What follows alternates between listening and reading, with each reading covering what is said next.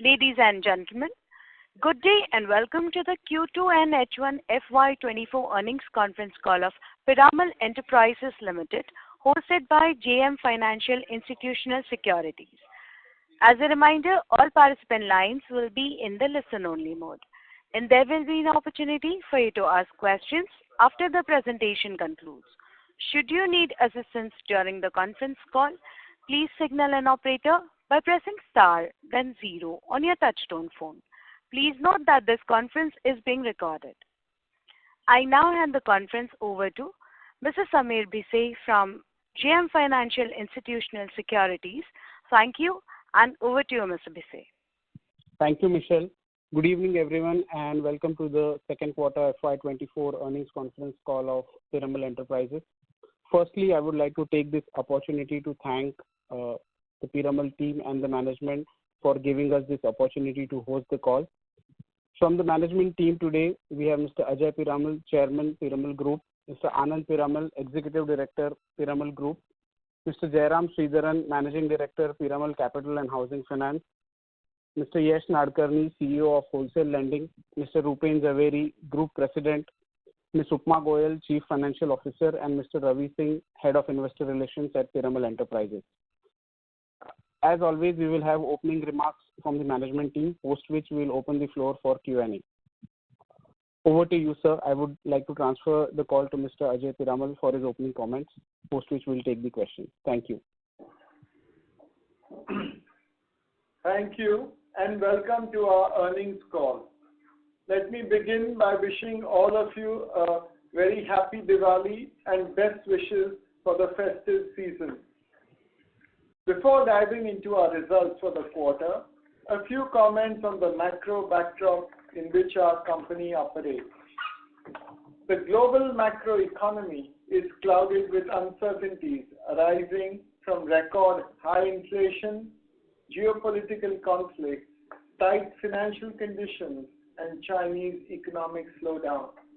Amidst this, India has demonstrated exceptional resilience fueled by strong domestic economic fundamentals.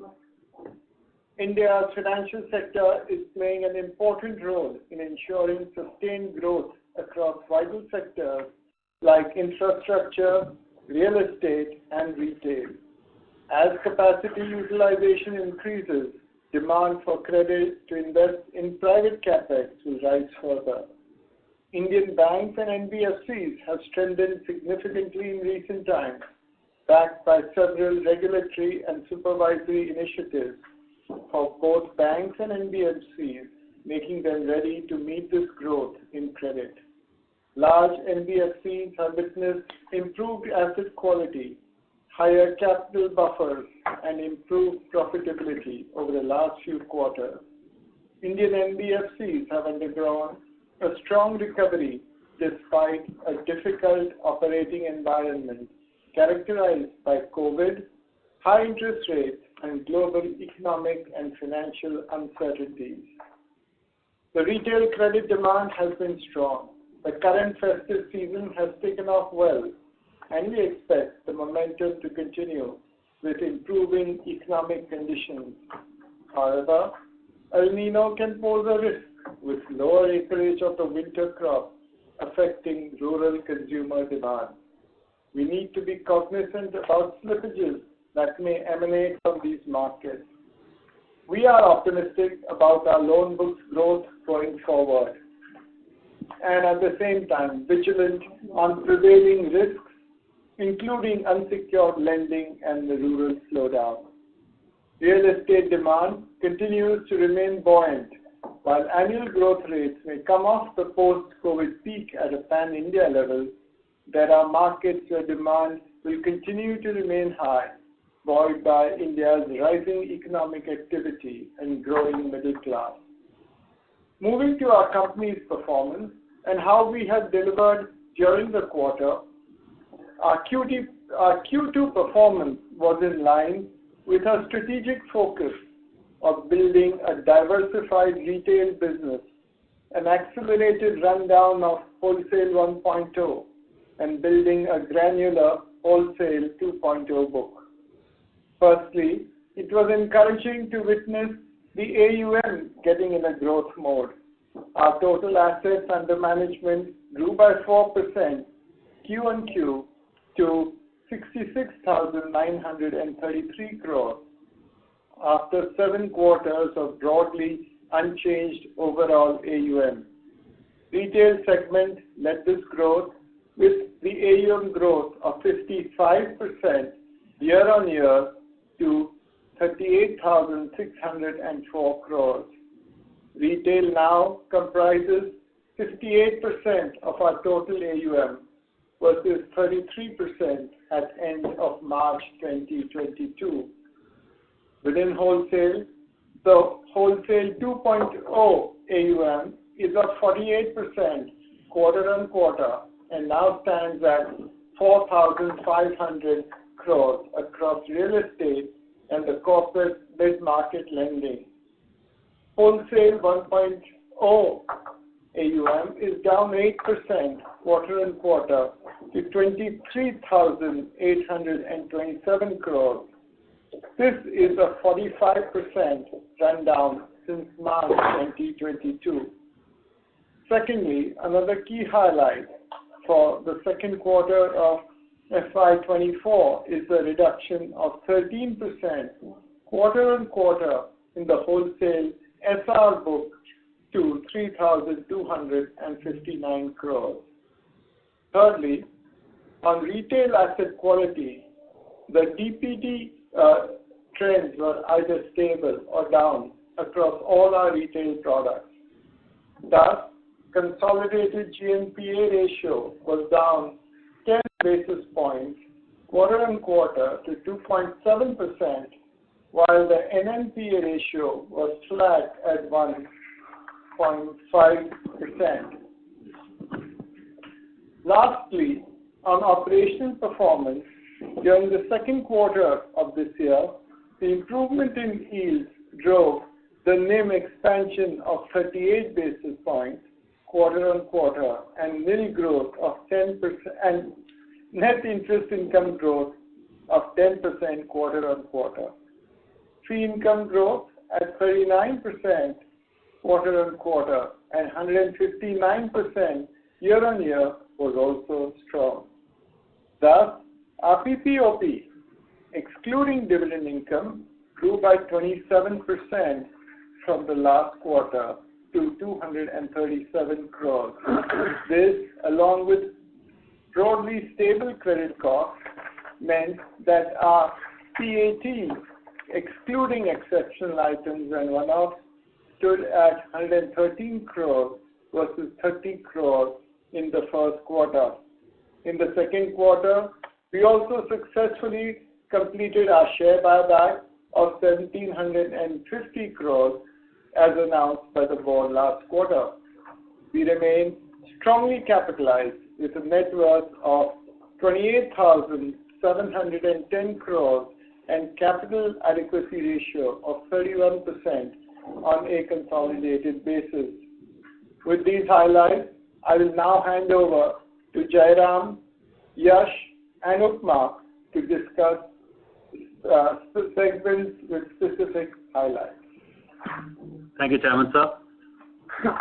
I will walk you through the details of the retail lending segment and then hand over to Yash for the wholesale side of the business.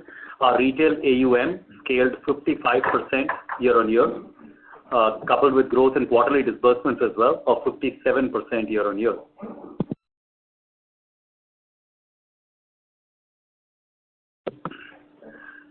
So for the second quarter, our disbursement yield stood at 14.3%, while the overall book yield stood at 13.2%, excluding the POSI book.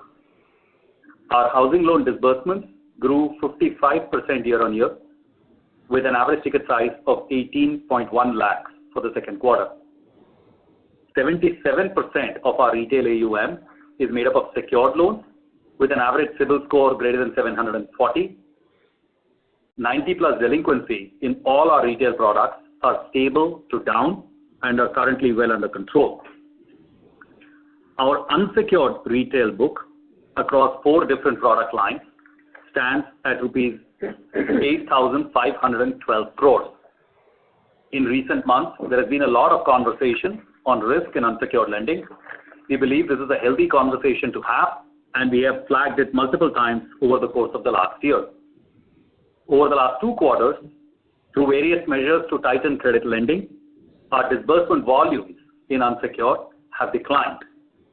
Simultaneously, the risk metrics have remained benign with a slightly improving bias. 90-plus delinquency ratio has decreased from 1.6% at the end of last quarter to 1.4% as of September end.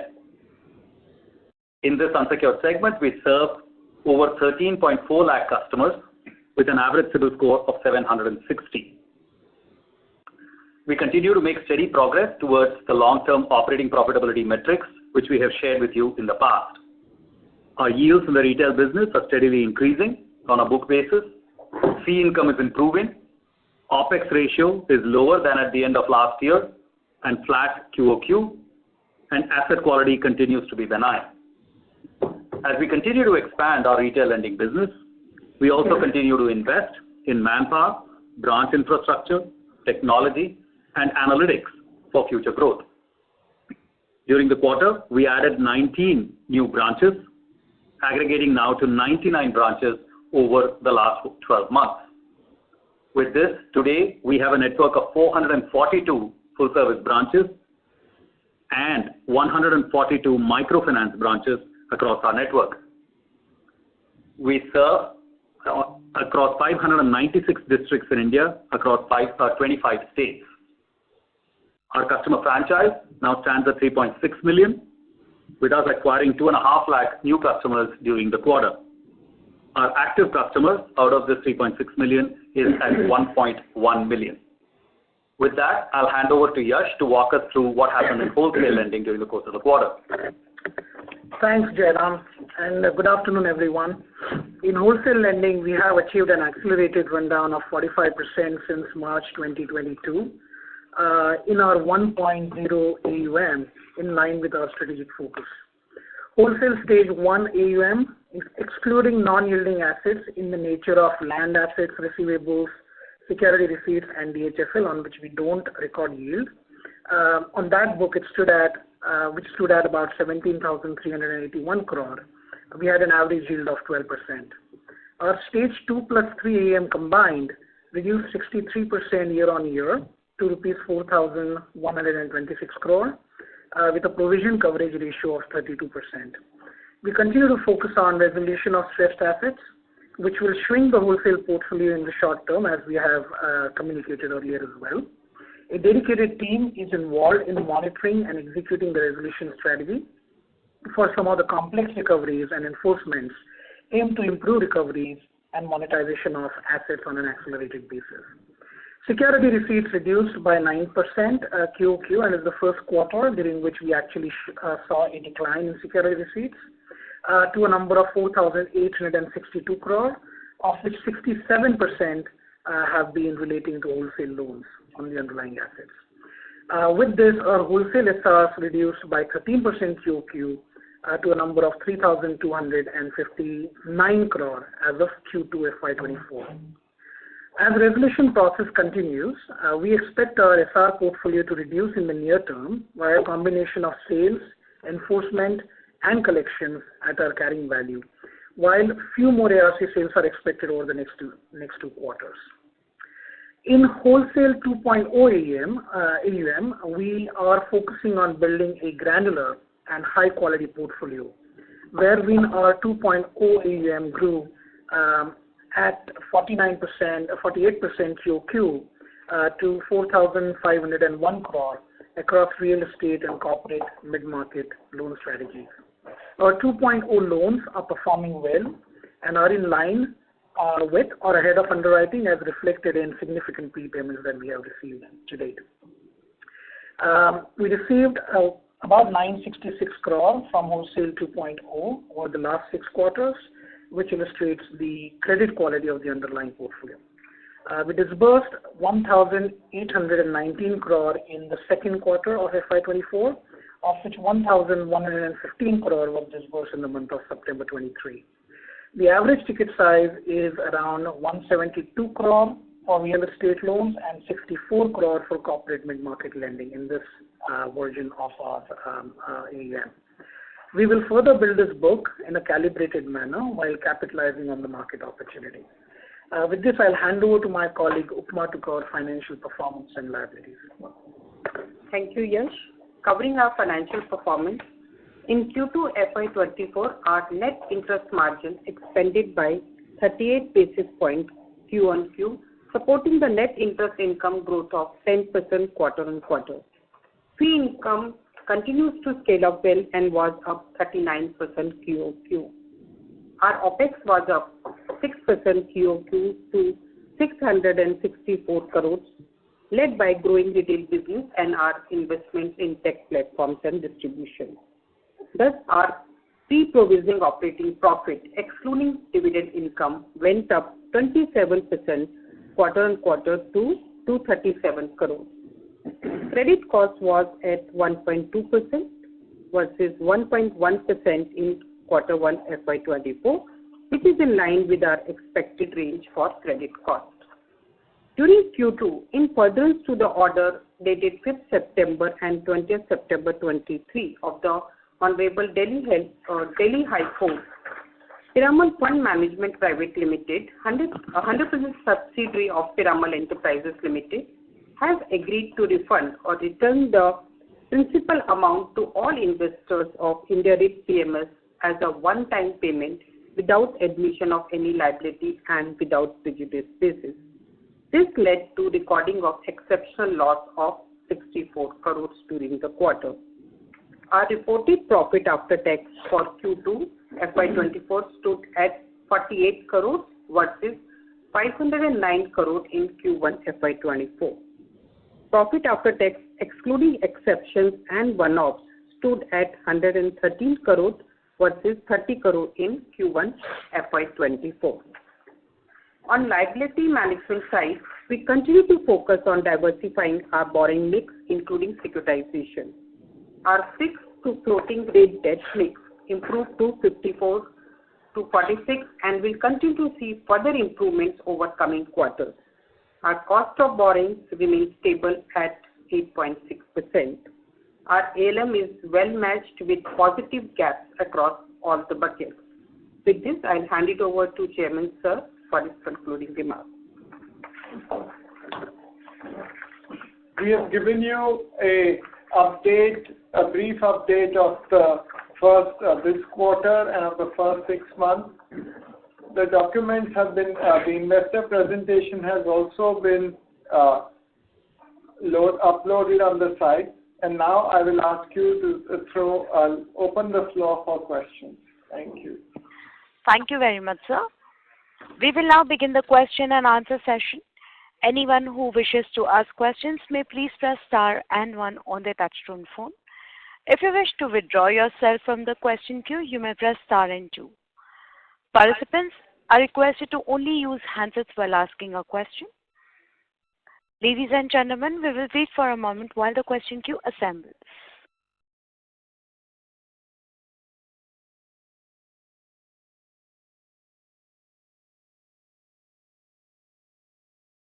The first question is from the line of Avinash Singh from MK Global. Please go ahead. Yeah, good afternoon. Thank you for the opportunity. So 2 questions. The first one would be around your credit cost, that is close to 2 billion. It has so many moving parts. If you can just help me understand that, that 683 crore that you have taken kind of a hit on the loan that you have de-recognized, what was the provision already there? Because the net negative 244 crore I see, that will be a kind of a sum of 2 parts that you would have reversed whatever you have provided on this part of the loan being de-recognized, and you would have incrementally provided some bit there. Also, to help us understand what part of your other income that you have sort of given in note that majorly is the recovery from write-off. Is there some sort of a FLDG related income also in there? And if I were to look at the fair value gains line item, that's 78 odd crores, is it majorly now from the revaluation of SRs? So this is question one. And the second is that, okay, in terms of your QOQ reduction in wholesale 1.0, if you can just provide the sort of a breakup that how much of it is kind of the regular payments, prepayments, or how much of that is coming from the a sell down of either the stress loan or a standard loans.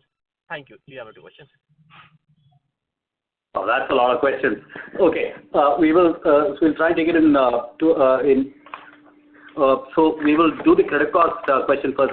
There were three parts to your credit cost question. I'll try and take some of them. Upma will add whatever I might miss, and then Yash will talk you through the wholesale 1.0 side of the story. See, your first point of how much exactly kind of the gross to gross comparison to essentially say, hey, kind of did new stage 3 get formed? Did stuff get derecognized and kind of written off and go off the books, and how much was it? Like I think the best way to kind of look at this is on a net basis. So 1.2% credit cost is probably the simplest way to look at this. That's what we have guided as well, that on a net basis, we expect our business in the long run to be about 1.5% credit cost business. We are at 120 basis points. Every time we derecognize something or we write off something, obviously we will make incremental provisions and bring it up to 100% and then derecognize it, right? Obviously we can derecognize only assets that are 100% provided. So yes, some part of this has gone towards that derecognition. The stage 2 and stage 3, whatever is left on the books right now, you will see in our investment presentation on page 37 that 37 no? Total. That stage 2 plus stage 3, the provisions are broadly the same. They may be a little bit less in compared to last quarter. So they're a tiny bit less than last quarter. 200 is the net credit cost that we've had. So you can do the math and figure out what is the gross level incremental provisions that we've had to make to write off the cases. So that's a couple of 100 crores that you will see there. As far as recoveries are concerned, you had a side question there about are part of the recoveries coming from FLDG? The answer is yes. We had a 2-digit number. We're not disclosing the specific number, but I'll just say that it's 2-digit number, which is sort of, which is coming from FLDG. Yes, we do have FLDG recoveries as, showing up as part of that as well. There was a third part to this question, which was, did you have SR? You asked whether the revaluation was about revaluation of SR. Not really, no. The revaluation of SR just got created. So it would be premature for us to start revaluing them upwards. A lot of the revaluation ends up happening actually on our old POCI book, where cash flows come in, and based on that we end up doing some revaluations. So that's what you're seeing, that it's not nothing to do with SRs right now at least. A year from now, if SRs are behaving really well, we might consider some revaluation, but it's too early at this point of time. Yash, you want to take the question on wholesale 1.0? Yeah, I think your question, if I got that right, was the reduction in stage 2 and stage 3 book, right? What was the source of it? I mean, overall, your QOQ reduction in wholesale 1.0, how much of this wholesale 1.0 reduction, that, like, if I recall, some 8-9% QOQ, how much of that, I mean, absolute amount is coming because of the kind of your regular payment, and how much of it is like asset sell down, whether it's stress or standard? Yeah. So I think predominantly it has been organic recoveries where the underlying assets or a pool of other capital has taken out from the underlying position. I don't have the exact number, QOQ handy to answer your question, but it has been a mixture of the two. But if I were to take a step back and tell you the composition of the repayments over a longer period of time, which is really the trend you should focus on, about 75% plus have been sourced through the asset cash flow themselves, right? So material part of the reduction that we have seen has come through the performance of the underlying assets and the partners who we worked with to be able to achieve that performance. Okay, and if I can just follow up that, okay, let's look at the credit cost on a net basis, that 200 crores odd number for the quarter. if you can provide now again sort of how much of it is on wholesale 1.0, wholesale 2.0, and retail. See, the numbers are there. No, if you look at our page 37, and you can see the stock that is there, and if you see our SEBI disclosures, you will get to see kind of the recoveries that we have got. The best way to think of this is of the about 200 crores. Right now, retail credit costs are going to be very small because retail is still a young book.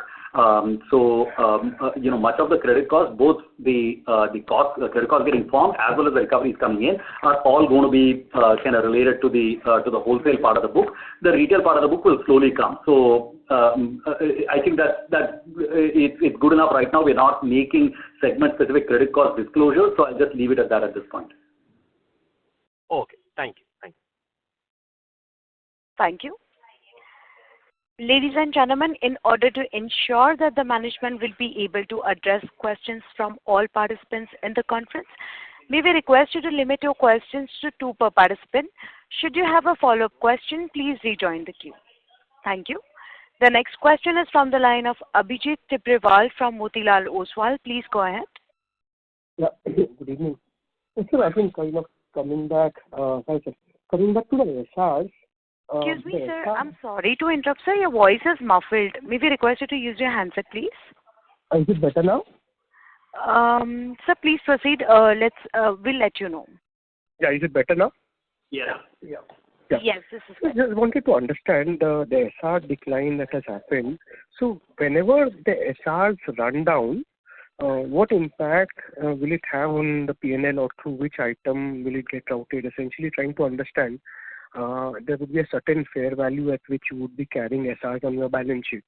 So once SRs get resolved, so this quarter as well, you have sold down SRs, I think, which has led to SRs to ARCs, which has led to the decline. So when we sell down SRs, is there any component that comes and sits in the P&L, any line item which gets impacted when you sell down SRs to ARCs? So when we sell down the SRs,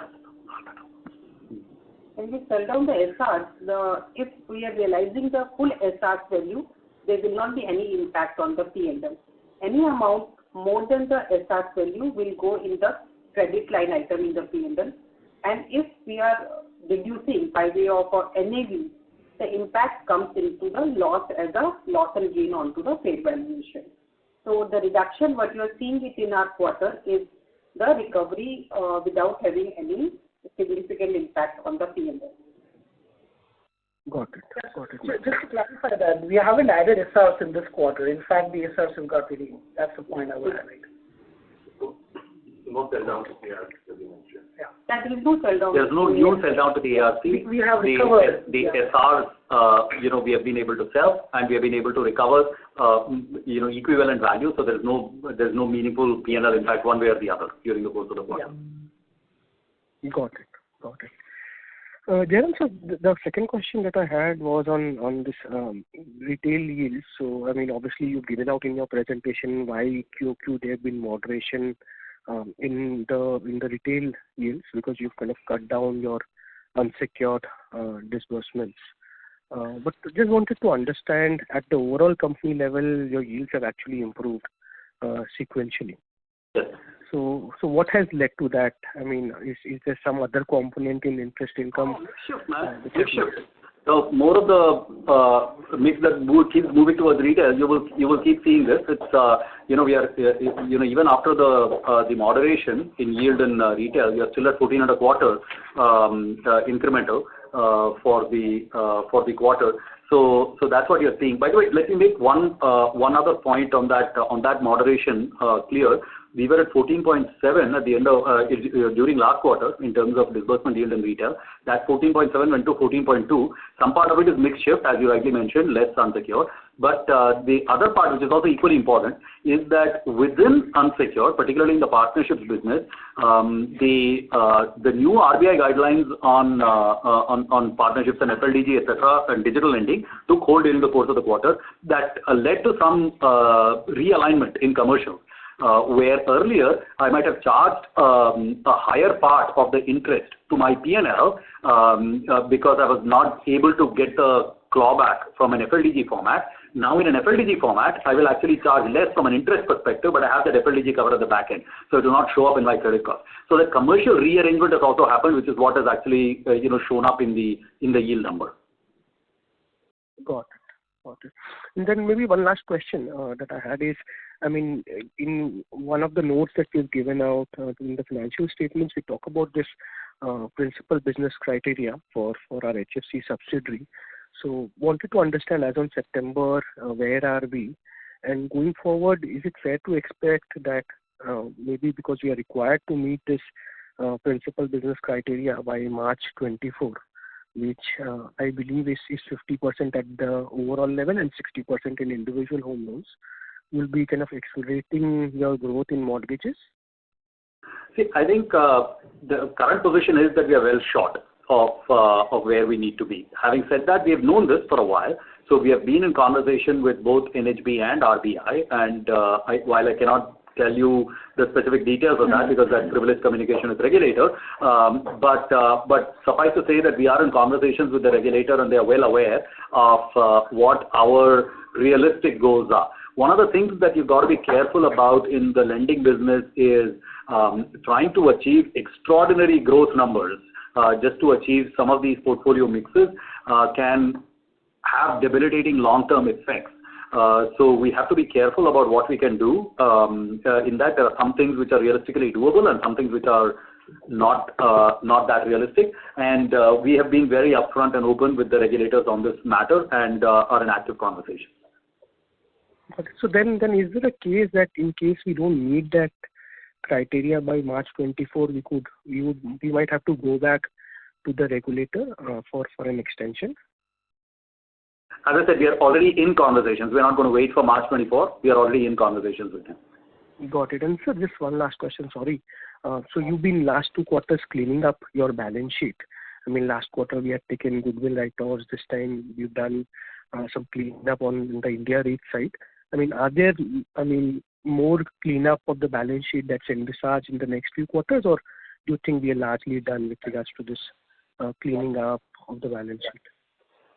See, we think we are largely there. There might be one, as you can see, the size of some of these cleanups is getting smaller and smaller every quarter. We don't think there is anything kind of major that that's out there. Minor things might come up every now and then, like in all spring cleaning, Vijay, like you might realize some other little thing in some corner, but nothing material. Got it. This is very useful. Thank you so much. Wish you and your team the very best. Thank you. A reminder to all the participants to limit their questions to 2 per participant. Should you have a follow-up question, please rejoin the queue. The next question is from the line of Kunal Shah from Citigroup. Please go ahead. Yeah, hi. So just again on this yield question at the company level. So once again to clarify, there is when we are running down the wholesale book, there is no component of any maybe one-off interest income which would have got booked into that, and it is purely the mix shift which has led to 38 bips overall yield increase despite 50 bips decline in the retail yields. Yeah. Correct. There is no there's no one-off here. I will point out, however, that in the past, in quarters when you have significant NPA formation, you might see reversals of interest. This quarter, we have had neither reversals nor any one-off gains in the interest income. Yeah, but no recovery income which is there, okay, which is in the yield. Okay. Yeah. And any particular reason in terms of maybe the overall stage 2 and stage 3 provisioning coverage being lower? I think you highlighted some point with respect to write-off. So is that the only component, or there are change in any of the assumptions, because at the both stage 2 level also pool we are seeing it lower. Otherwise there is not much change, in fact, at the absolute number, but still provisioning number is down. Yeah. Yeah. You're talking within wholesale or at the full company level? So, whole company level and primarily that's coming in from wholesale only largely. Yeah. There is policy changes we don't do in the middle of the year, so there is nothing that has changed between last quarter and this quarter. It's exactly the same provisioning and ECL policy. In the wholesale side of the business, so there are two factors here that you should keep in mind. Firstly, that the wholesale and retail mix will keep changing in stage 2 and stage 3, and wholesale and retail, and even within retail, which product it is, will actually change the percentage provisioning that you will see in stage 2 and in stage 3. So if it's an HL, it might be 2% or 3% in stage 2 and 22%, 23% in stage 3. But if it's a PL, it might be 30% in stage 2 and like 70% in stage 3. It could be very different depending on the product mix that's in stage 2 and 3. So product mix matters in this, even if the absolute headline number is the same. The second point that I'd make is that in wholesale, because assets are lumpy, stage 2 conversations happen on an asset-to-asset basis. So LGD assessment you'll need to do on an asset-to-asset basis, and that might sometimes, depending on which asset is in stage 2 this time versus last time, it might create some small deltas in terms of provisioning. But policy-wise, nothing has really changed. Yash, anything you would add? No, absolutely. The precise description. But the only thing I'll add is change is very marginal, right? As you can see on the numbers, page 38. Okay. Yeah. Thank you. Thanks, Thank you. Thank you. The next question is from the line of Piran Engineer from CLSA. Please go ahead. Hi, Piran. Hey, hi, Jairam. Just getting back, like follow-up questions on some that were asked earlier. These are more accounting related. Now, how do I reconcile your credit costs of 198 crores from the consolidated P&L, the BSC release? Because from there, it's like, shouldn't I just be deducting 244 crores from that 683 crores, and therefore that 440 odd crores should be your credit cost? Can I just answer this part? You also have to add the other operating income, which is 184. That's the recovery we got it from the right of recovery from the prudentially written off account. Okay, so this is a net credit cost, net of bad debt recoveries. Absolutely. Correct. That's how we are showing it in our IR deck. Okay, got it. And so just to be clear, the write-offs this quarter is then 683 crores. 184 crores. No, a write-off, not recovery, write-off. New write-off is? No, your number is a little bit too big. I think it's more like in the 400 crore range. We will take this up offline and we'll show the exact numbers. मोटा मोटी 400 करोड़ कुछ का write-off है यार, और 200 करोड़ का write-off recovery है, और net अपना credit cost जो है 200 का है, मोटा मोटी ये math है. Okay, fair enough. Second thing, just again on accounting, the SR book of almost 5,000 crores that sits in your investment book of 18,000 crores. Is that right? It sits in the investment book, yes, but it also shows up in our AUM. When we show AUM, we add both loan book and this SR book in it. Fair enough. And so just trying to understand, so when you recover money from the SR, basically there's nothing that goes through the P&L, and this investment gets converted into cash on the balance sheet, and that's how the balance sheet balances. Correct, except that the delta between the consideration that you get versus the book value will flow through P&L. Fair enough. Okay. Okay, that answers my question. Thank you. Oh, thanks. Thank you. We'll take the next question from the line of Viral Shah from IIFL Securities. Please go ahead. Hi, Viral. Yeah, hi, Jairam. Actually, I have basically two questions for you. So one, can you give me the number in terms of the 30 plus DPD for each one of your core retail loan segments, including the unsecured? छोड़ना यार, जान मत ले, 90 plus दिखा रहे हैं हम, मतलब देखते हैं, we'll see whether we want to show. I've not started 30 plus का disclosures. We'll see whether it is useful. Right now, 90 plus trends we have started showing as a new disclosure this time. 90 plus trends for the last 5 quarters. See whether this is useful. I will just tell you that the storyline in 30 plus, while the levels are different, the storyline is absolutely no different. It shows exactly the same pattern. There is no accumulation that's happening in 30-day and 60-day buckets. If that's what you're looking for, there is no accumulation there. So the trend lines are very, very similar. The absolute values, we'll see whether we want to start doing disclosures in the future.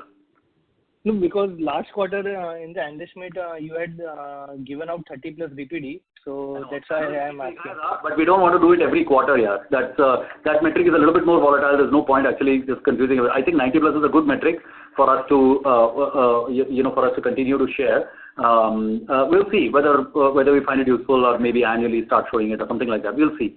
But as I said, please take a look at a 90 plus and just the deltas, 90 versus 30 ka delta, what you saw in the analyst day, nothing has changed. So trend lines are exactly the same. So okay, just delving over there, you mentioned the trend line is similar. So versus the last quarter where your unsecured loans had higher delinquencies quarter on quarter, so that trend continues for unsecured directionally, or has it come down? It has come down. No, like I thought this quarter it has come down. Same thing has happened in 30 plus also. Okay, fair enough. And the second question I had was on the comment that you made with regards to FLDG and earlier no FLDG being there. So just to understand this right, so now you have the FLDG cover. That's why the yields that you get would be relatively lower. So earlier there was no FLDG or even quasi-FLDG. So there was a quasi-FLDG. That's why we had a higher part of the yield accruing to us, and that we would keep aside. And if credit event happened, we would not, pass on that higher yield to the originator, because that's a service deficiency. But if the service was full, in the sense that we did not see a higher level of risk, then that higher yield would eventually get passed on back to them. And can you give a sense of like what's the? Of course, we know the cap on the FLDG. But is the quasi-FLDG now down to zero, or is it still there to some extent? It's still there. It's still there. It's not as large as the FLDG is, but it's still there.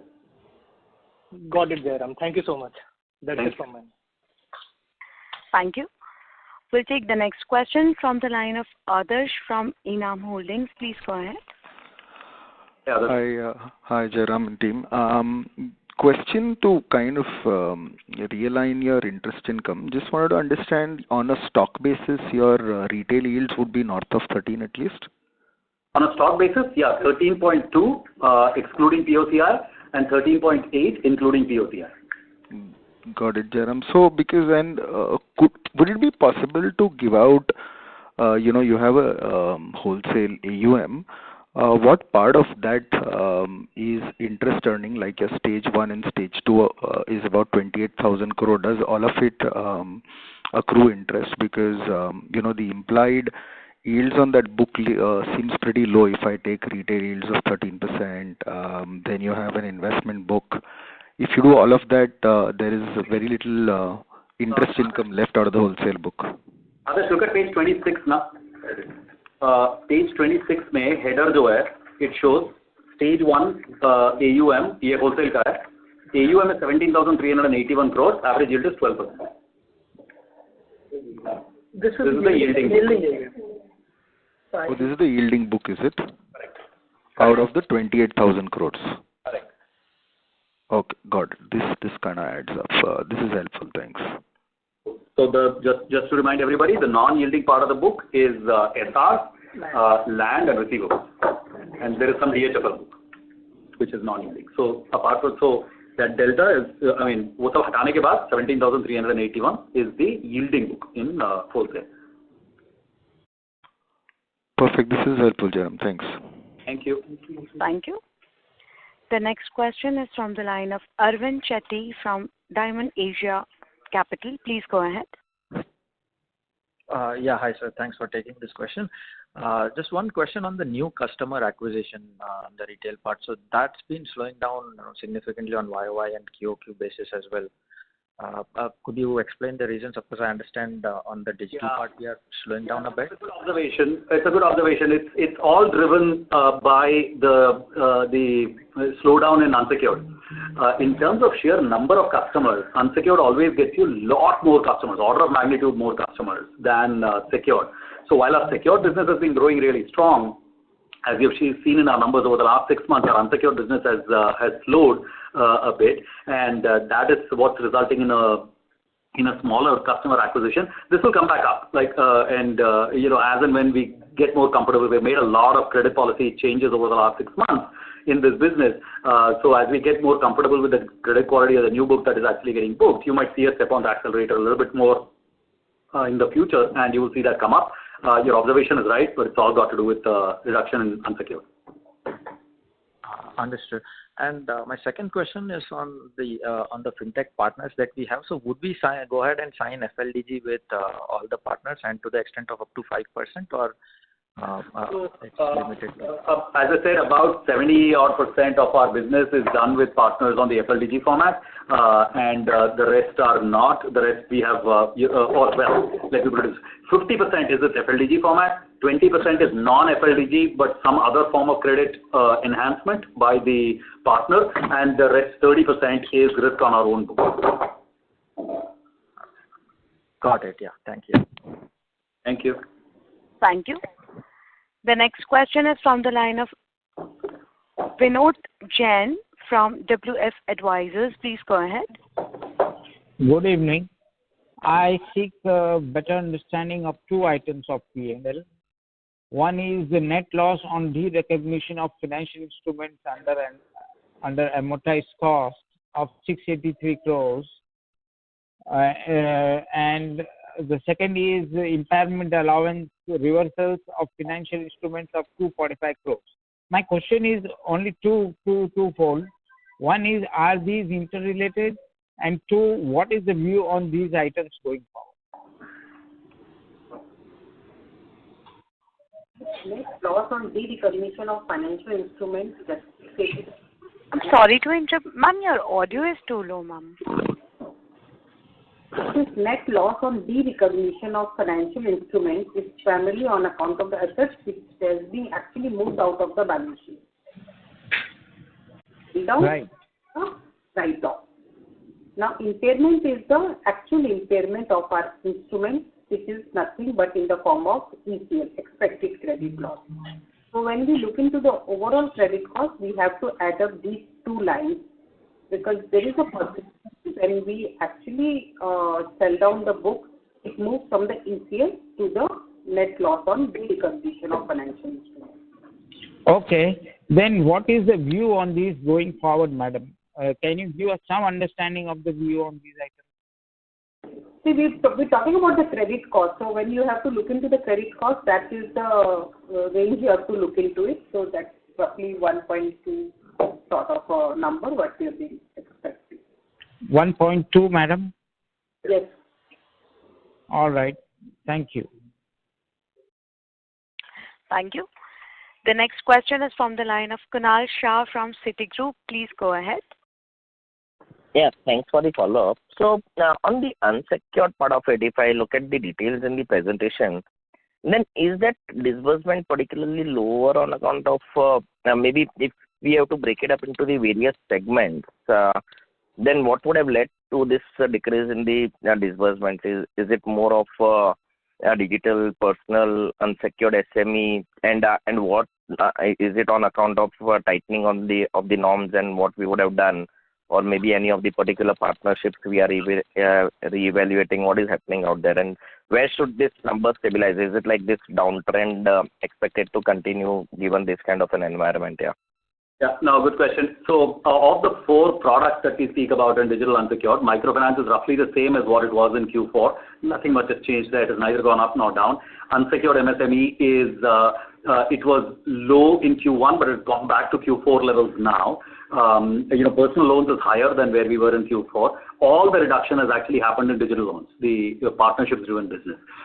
That's where all the reduction has come. This business is now roughly 1/2 the size that it was in Q4, and all of it is through tightening of credit criteria, not by selection of partners. So across every partner, our business volumes are down because we have just tightened credit criteria. As I've mentioned in the past, we had a first round of credit tightening in November and another significant round of tightening in April this year. That's what has actually started to show now in terms of the numbers. In terms of outlook, I think that downward reduction is kind of done. I feel comfortable now looking at the last 6 months of originations, Kunal. We are feeling pretty okay with the credit quality, the new business credit quality in terms of early risk, etc. It's looking good. You might see us actually bend this curve and start going in the other direction, soon enough.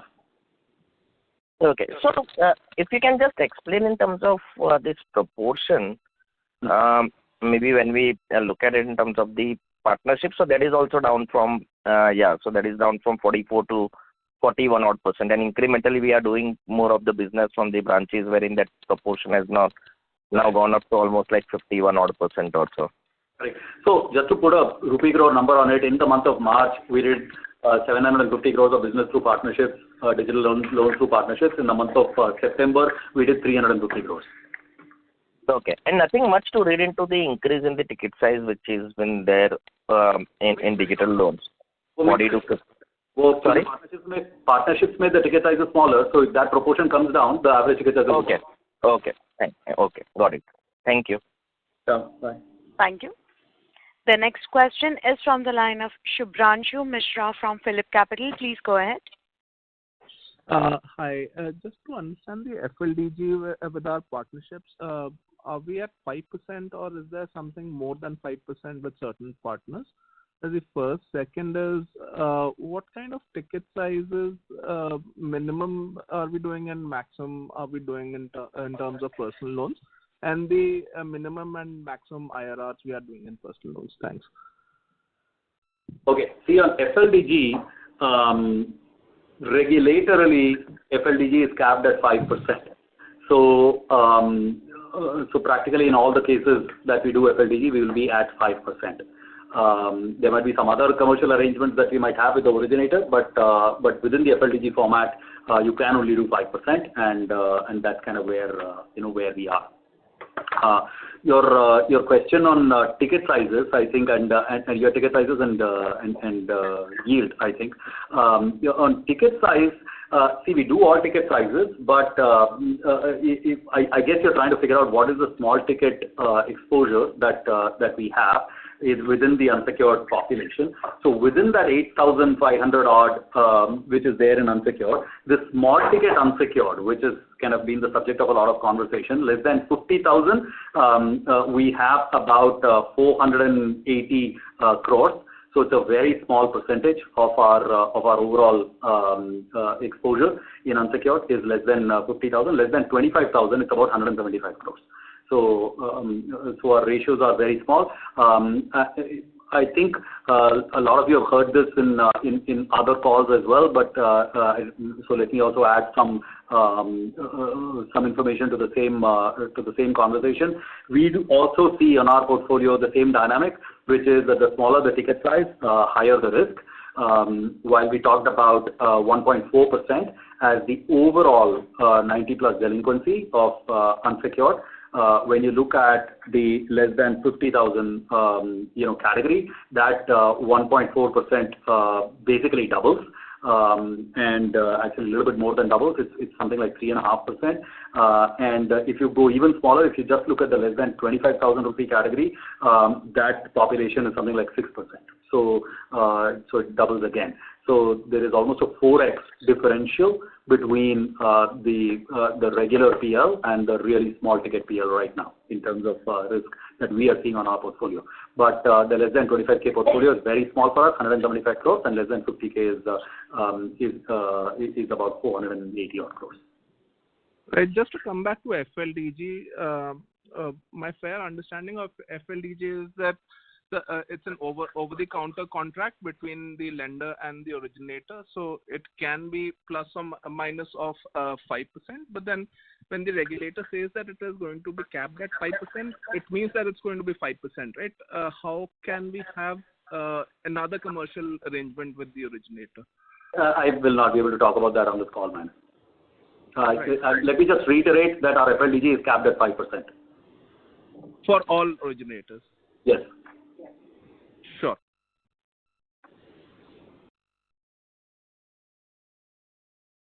Mr. Mishra, do you have any further questions? No, thank you. Thank you. Ladies and gentlemen, that was the last question. I would now like to hand the conference over to Mr. Jairam Sridharan for his closing comments. Over to you, sir. Thank you, friends. To conclude, the performance of the company in the second quarter and the first half FY24 strengthens our confidence on the company continuing in growth mode and improving profitability to our stated goals. To achieve this, we remain focused on our core strategic priorities. Number one, building a leading housing-focused diversified retail business with our high-tech plus high-touch strategy. Number two, effectively running down our wholesale 1.0 AUM while building a profitable and robust wholesale 2.0 AUM. And number three, optimizing our capital allocation and achieving steady-state ROA for our shareholders. I thank everybody for joining the call today. If you have any further questions, please feel free to reach out to our investor relations team. Season's greetings from the entire crew at Piramal. Have a great day. Thank you very much. Thank you very much, sir. Thank you, members of the management. I would now like to invite Mr. Samir Bhise for the closing remarks. Over to you, Mr. Bhise.